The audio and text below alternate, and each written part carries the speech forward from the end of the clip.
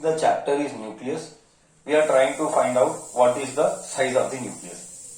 See, you know very well. Again, I always tell stick to basics. Stick to basics. And what is the basics? I'll tell you.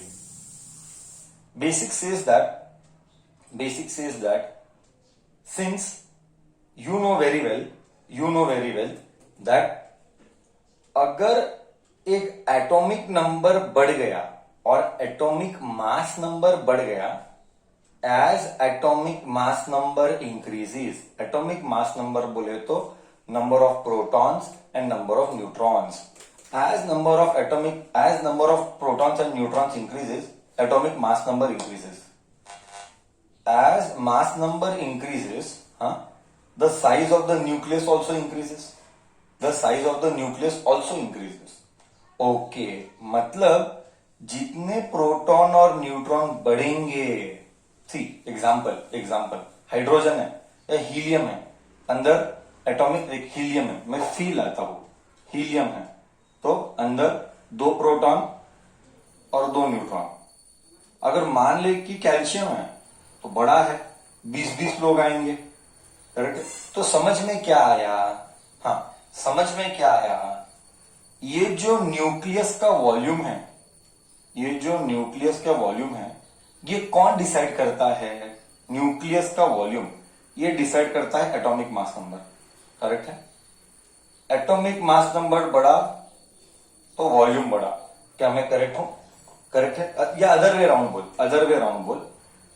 Round बोल दे, क्या फर्क पड़ता है? Volume of nucleus, उल्टा बोल दे, volume of nucleus ये किसके ऊपर डिपेंडेंट है? एटॉमिक मास नंबर के ऊपर डिपेंडेंट है. The volume of nucleus is dependent on atomic mass number. Means the greater is the volume, the greater is the atomic mass number.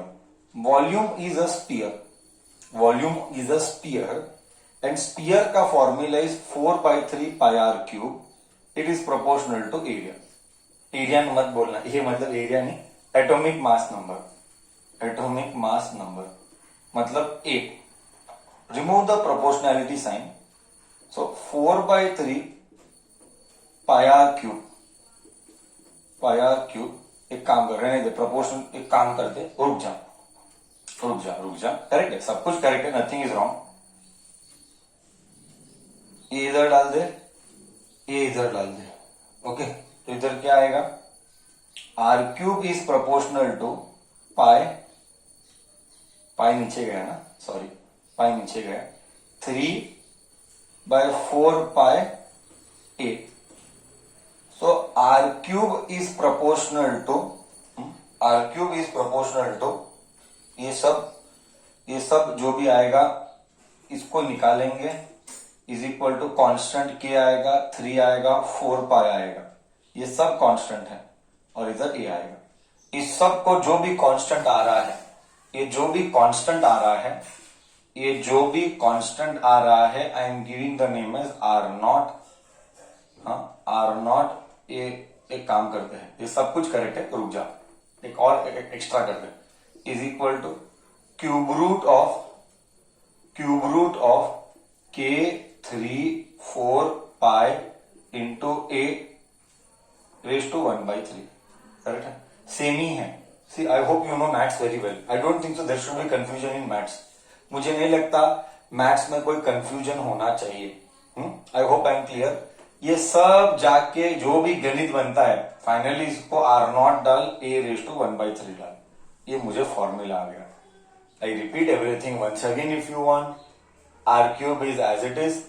ये इधर गया, प्रोपोर्शनैलिटी साइन निकाला, कांस्टेंट डाला, R cube आया, ये कांस्टेंट है, के एक कांस्टेंट है, 3 एक कांस्टेंट है, 4 एक कांस्टेंट है, पाई एक कांस्टेंट है, और इधर ए बोला.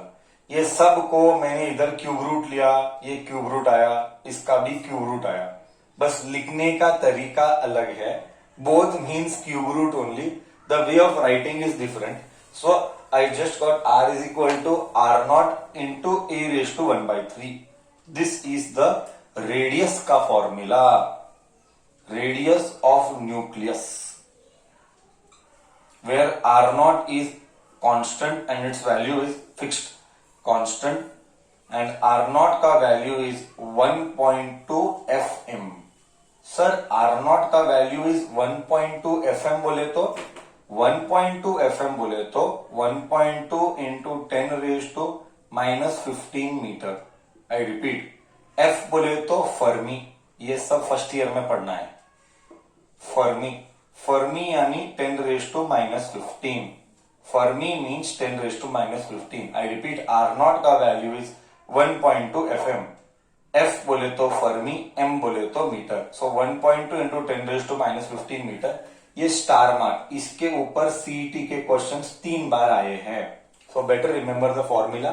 इनफैक्ट बोर्ड एग्जाम में 2 बार आया है कर्नाटका स्टेट बोर्ड में थ्योरी का question. R is equal to R0 A raise to 1/3। So finally I got size of the nucleus. Size में मुझे क्या मालूम पड़ा? साइज मतलब कितना बड़ा है, तो रेडियस मालूम पड़ा। रेडियस है, क्या है ये रेडियस? रेडियस किसका है?